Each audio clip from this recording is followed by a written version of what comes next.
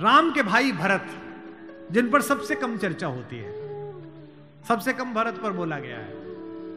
लक्ष्मण उनके साथ 24 घंटे रहते हैं। शत्रुघ्न पर तो कम ही बोला गया है, भरत पर सबसे कम बोला गया है। सरस्वती ने देवताओं के कहने पर मंथरा की बुद्धि फेर दी। सरस्वती ने देवताओं के कहने पर कैकेयी की बुद्धि फेर दी। लेकिन जब भरत ने कहा कि मैं भैया को वापस लेने जा रहा हूं, तो देवताओं में खलबली मच गई। बोले यार अभी तो गया है ये, और इसको लेने ही चल दिया, और राम भावुक भी है, इसके प्रेम में वापस ना आ जाएं। तो देवताओं ने सरस्वती को कहा कि तुम जरा बात कर दो। तो क्या कहती है सरस्वती? देवताओं से कहती है कि 1000 आंखें होने के बाद भी जिसको सुमेरु ना दिखता हो, तुम मूर्ख हो क्या? मोसो कहत भरत मति फेरी, मुझसे कहते हो भरत की मति फेर दूं? दुनिया में किसी की भी बुद्धि भ्रष्ट कर सकती हूं, भरत की बुद्धि भ्रष्ट नहीं होती मेरे करने से।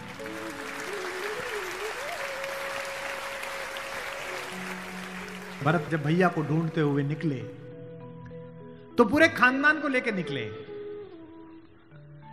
भरत ने कहा किसी की तो मान लेंगे, कौशल्या की मान लेंगे, ससुर को भी लेकर गए।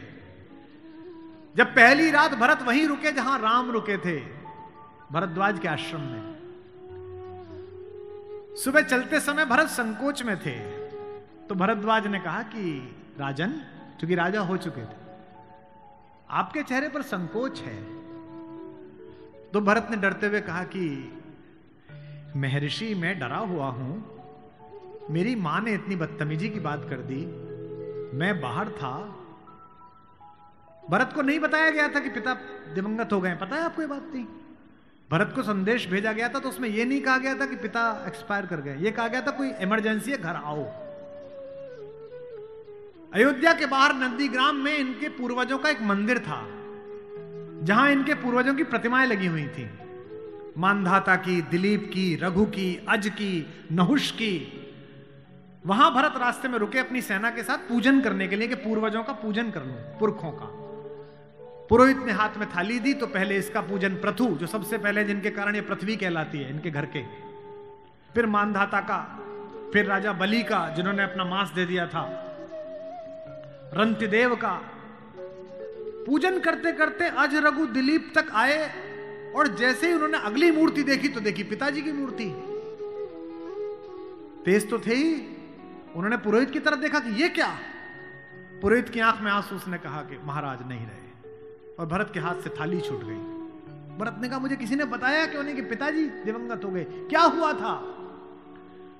बोले राम को वनवास मिल गया। भैया को वनवास क्यों मिल गया? आपकी मां ने मांग लिया। भरत घोड़ा दौड़ाते हुए अयोध्या तक पहुंचे, रोते हुए। सोच के देखिए, भरत जैसा भाई, भ्रातृत्व में राम किसी का उदाहरण नहीं देते, लक्ष्मण का भी नहीं देते। जब हनुमान को गले लगाते हैं तो ये नहीं कहते कि तुम लक्ष्मण जैसे भैया हो मेरे, तुम मोहि प्रिय ही भरत संभाई। देना हुआ है जब कोई प्यारा उदाहरण, हमने दिया है सिर्फ तुम्हारा उदाहरण।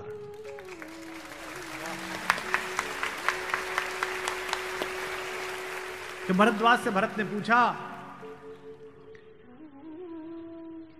कि भैया मुझे माफ तो कर देंगे ना, मैंने इतनी बड़ी गलती की, एक ऐसी गलती जो भरत ने की नहीं, उसके पश्चाताप में है भरत। मां ने इतनी गलती की, मुझे माफ तो कर देंगे?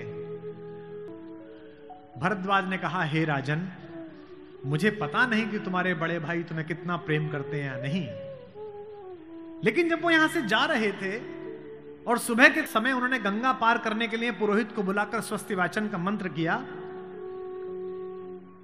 तो बड़े खुश थे, प्रसन्न थे कि मैं वनवास पे जा रहा हूं, चेहरे पे मुस्कुराहट थी।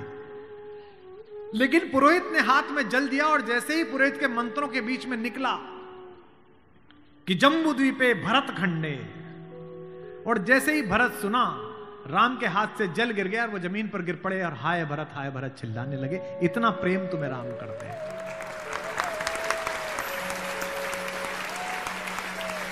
राम करुणा से भरे हुए, इसीलिए करुणा निधि है। इसीलिए कहता हूं कि इस कहानी से पॉलिटिक्स सीखिए, इस कहानी से स्ट्रेटेजी सीखिए, इस कहानी से ह्यूमन वैल्यूज सीखिए, फैमिली वैल्यूज सीखिए। और जो राजनीति में लोग काम करते हैं उनसे भी अनुरोध है कि सदा जनता की भावनाएं ही सत्य नहीं होती। इस देश का पहला लोकतंत्र का मानक गढ़ा राम ने, जिसने कहा कि जनता ही सदैव सत्य नहीं है, नीति सत्य है।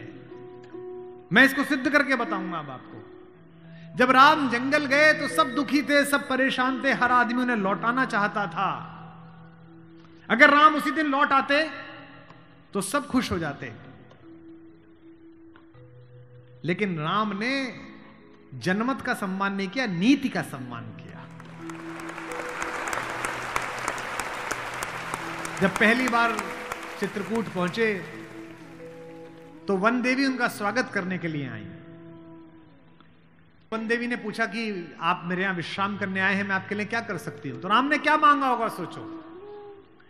राम ने कहा कि हे वन देवी, बाकी सब ठीक है, निभा लेंगे, पर्णकुटी बना लेंगे, फल फूल खा लेंगे, जिस रास्ते से मैं आया हूं उसके कांटे हटा देना।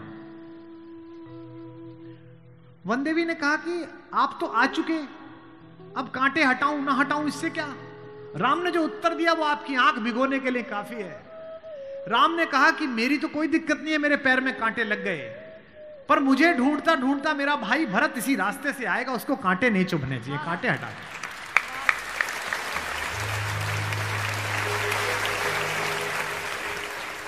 तो वन देवी को जिज्ञासा हुई। वन देवी ने कहा कि यथाज्ञा पयति महाराज, हे महाराज आपने जो आज्ञा दी मैं कर दूंगी। एक छोटी सी मेरी जिज्ञासा है, क्या अयोध्या का राजा, अयोध्या की चतुरंगिणी सेनाओं का सेनापति, दशरथ का पुत्र, राम का छोटा भाई भरत इतना नाजुक है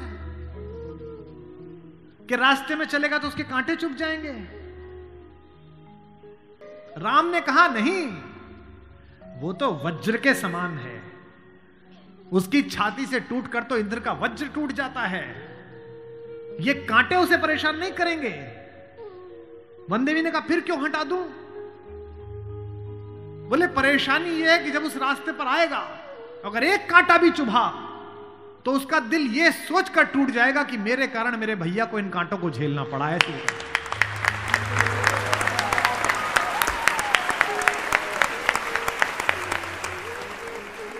बिना चप्पलों के भरत चले, और जब चले तो भाई मृदु भूमि सकुच मन मन ही, भूमि भी संकोच से भर गई।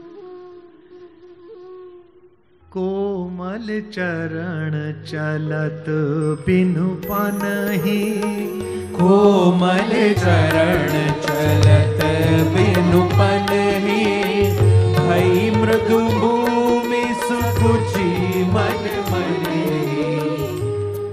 इसका मतलब यह है कि भगवान स्वयं कष्ट सह सकते हैं, पर जो उन्हें प्रेम करता है वो कष्ट सहे ये उन्हें स्वीकार नहीं।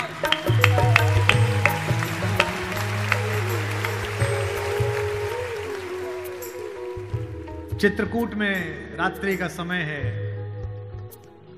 चांदनी खिली हुई है, चंद्रमा निकला हुआ है। ये वो पल था जहां से राम की कहानी पलट सकती थी। अगर दशरथ के अंधेरे कक्ष का एक निर्णय राम को इस जंगल तक लाया है मित्रों, तो आज इस पूर्णमासी के चांद के नीचे का राम का एक निर्णय राम को वापस अयोध्या ले जा सकता है या लंका ले जा सकता है। ये वो रात थी।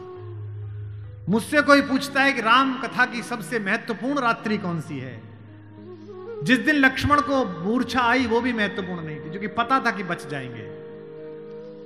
जिस दिन सीता का अपहरण हुआ वो रात्रि भी महत्वपूर्ण नहीं थी। यही रात महत्वपूर्ण थी, यही रात अंतिम, यही रात भारी, जिसमें भरत, शत्रुघ्न, तीनों माताएं, गुरु वशिष्ठ, ससुर साहब, सास, सब आए हैं कि बस राम लौट चलो। तदनंतर बैठी सभा उटज के आगे, नीले वितान के तले दीप बहु जागे। टकटकी लगाए नयन सुरों के थे वे, सब देख रहे थे। परिणाम उत्सुक उन भयातुरों के थे वे, वह चंद्रलोक था कहां चांदनी वैसी। प्रभु बोले गिरा गंभीर गूढ़ निधि जैसी। जब सबने खाना खा लिया, सबने पानी पी लिया, तब भगवान ने सबको बिठाकर पूछा। क्या सवाल पहला? भरत जैसे आदमी से, हे भरत भद्र, अब कहो अभीप्सित अपना। इतनी दूर चल के आए हो, बताओ क्या चाहिए? सब सजग हो गए, भंग हुआ ज्यों सपना। एक बात पूछी कि बेटा बताओ क्यों आए हो? तो क्या बोले भरत? हे आर्य रहा क्या भरत अभीप्सित अब भी। आप मुझसे पूछते हो कि मुझे क्या चाहिए? मुझे तो सब मिल गया भैया। इसी दिन के लिए तो मेरा जन्म हुआ था, पिताजी मर गए मेरे कारण, आप जंगल में बैठे हो मेरे कारण, सोने के आभूषण पहनने वाली मेरी भाभी एक वलकल पहने हुए मेरे कारण, जिसके सर पर अयोध्या का राजमुकुट होना चाहिए था उसके सिर पर जटाजूट है मेरे कारण। हे आर्य रहा क्या भरत अभीप्सित अब भी। मिल गया अकंटक राज्य उसे जब तब भी। पाया तुमने तरुतले अरण्य बसेरा, रह गया अभीप्सित शेष तदपि क्या मेरा। और मैं इसलिए भरत पर फिदा हूं कि भरत इतिहास का अकेला पात्र है जिसकी गलती नहीं है फिर भी प्रायश्चित कर रहा है।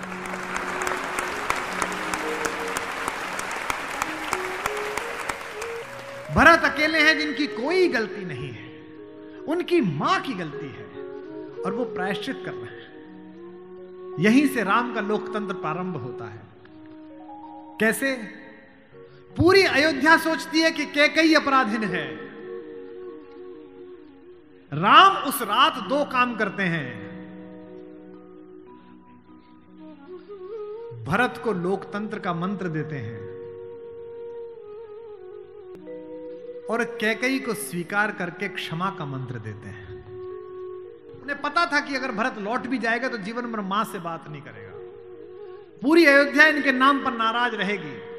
इसलिए जब तीनों माएं पहुंची हैं, प्रथम राम भेंटी कैकेयी।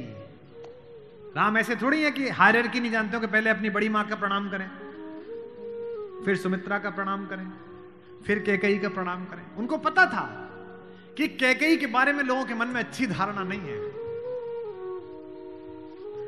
अगर देश के प्रधानमंत्री, आपके प्रदेश की मुख्यमंत्री किसी ऐसे व्यक्ति को मिल लें जिसके बारे में आपकी अच्छी धारणा न बन रही हो, तो आपकी धारणा बदलती है कि प्रधानमंत्री मिले थे, मुख्यमंत्री मिली थी, इसका मतलब अच्छा है। अगर ऐसे व्यक्ति की प्रशंसा कर दें, वो तो राम है, उनको पता है कि कैकेयी की मनोदशा कैसी है। और कैकेयी खुद कहती भी है, कहती है बेटे मुझसे जो अपराध हुआ है वो किसी से नहीं हुआ है। कहते आते थे अभी सभी नरदेही, माता न कुमाता पुत्र को पुत्र भले ही। पर हाय आज यह सुने विरुद्ध विधाता, है पुत्र पुत्र ही बनी कुमाता माता। क्या कहती हैं?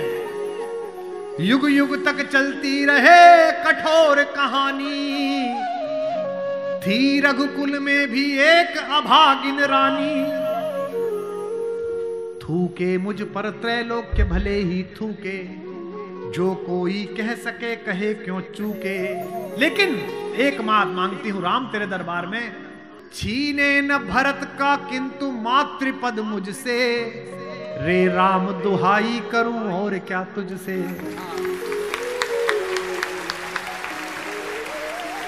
सोचिए कैसा क्षण है, अपने ही बेटे को मांग रही है राम से। कैकेयी अपने बेटे के लिए कह रही है कि राम तू सबको सब देता है बेटा, मुझे सिर्फ इतना दे दे, मुझे रानी मत रहने दे, जंगल में रख ले, भरत की मां बनी रहूं बस। इसी के लिए तो सब किया था। राम ने क्या कहा? हे अम्ब, ओ मेरी मां, हे अम्ब तुम्हारा राम जानता है सब। इस कारण वह कुछ खेद मानता है कब। फिर राम को याद दिलाया, कैकेयी ने कहा बेटा तुझे याद है तू आधी रात उठ के भाग जाता था मेरा सपना देख के। कौशल्या से कहता कि मां मैंने छोटी मां का सपना देखा है, मुझे छोटी मां के पास छोड़ के आओ। और तुझे गोदी में लेके कौशल्या मेरा दरवाजा खटखटाती थी, अरे यो कोयल, ये तेरा कोयल का बच्चा जाग गया, रो रहा है तेरे लिए। होने पर बहुधा अर्धरात्रि अंधेरी, होने पर बहुधा अर्धरात्रि अंधेरी, जी जी आकर करती पुकार थी मेरी। लो कुहुकुनी, ओ कोयल, लो कुहुकुनी तेरा कुहुक राम यह जागा। लो कुहुकुनी अपना कुहुक राम यह जागा। निज मंझली मां का स्वप्न देख उठ भागा। होने पर बहुधा अर्धरात्रि अंधेरी,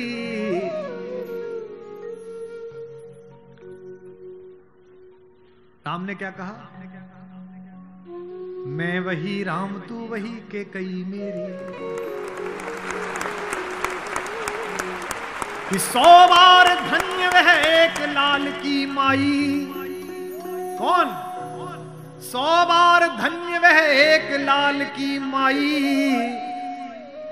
जिस जननी ने है जना भरत सा भाई।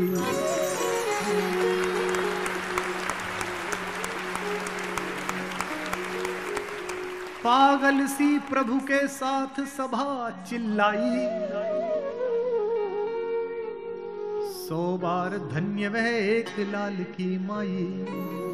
100 बार धन्य वह एक लाल की माई। 100 बार धन्य।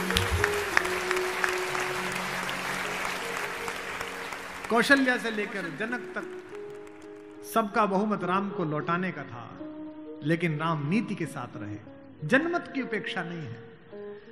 भरत जैसा भाई पाना, लक्ष्मण जैसा भाई पाना, कैसे कैसे चरित्र हैं भाई। एक भरत की पत्नी है मांडवी, उनका जिक्र नहीं होता। एक हमारी मां और है उर्मिला, उसका जिक्र नहीं होता। उर्मिला का कलेजा देखिए, मांडवी का कलेजा देखिए। जिस दिन लौटने के बाद भरत ने राज्य संभाल लिया, भाई की पादुकाएं रखकर सिंहासन पर, कौशल्या जाग रही थी। उन्होंने देखा कि ऊपर कोई घूम रहा है, कोई छाया घूम रही है महल में, अंतःपुर में। तो वो ऊपर गई तो देखा मांडवी घूम रही थी, भरत की पत्नी। तो कौशल्या ने पूछा कि बेटा तू सोई नहीं? उसने कहा हां मां मैं अभी जाग रही हूं। भरत सो गया होगा बेटा, तो उसके कक्ष में चली जा। तो कौशल्या से मांडवी ने कहा कि मां वो तो है ही नहीं यहां, कहां गया? बोले उन्होंने कहा कि भैया जब तक जमीन पे सोएंगे, भैया जब तक जंगल में रहेंगे, मैं महल में नहीं रहूंगा। वो अयोध्या के बाहर जो नंदीग्राम दिखता है ना वहां दूर, वहां उन्होंने कुटिया बना ली है, प्राइम मिनिस्टर ऑफिस वहीं बना लिया, वहीं फाइल मंगाते हैं। तुझे नहीं ले गया? संकोच में पड़ी हुई मांडवी ने कहा मां मैंने तो कहा था आप जंगल में अकेले कैसे रहेंगे कुटिया में, मैं सेवा कर दूंगी, ले चलो। उन्होंने कहा नहीं, भाभी राम भैया के साथ चली गई हैं, तीनों माओं को देखने के लिए कोई नहीं है, तुम यहीं रहो, उनकी जिम्मेदारी हम पर है। कौशल्या ने कहा कि बेटा सो जा। बोले मां वो उनकी कुटिया दिख रही है, उसमें अभी दीपक जला हुआ है, यानी कि वो अभी काम कर रहे हैं। एक बार वो दीपक मंगल हो जाए, अंधकार हो जाए तो मैं भी जाकर सो जाऊंगी, ऐसी मांगी।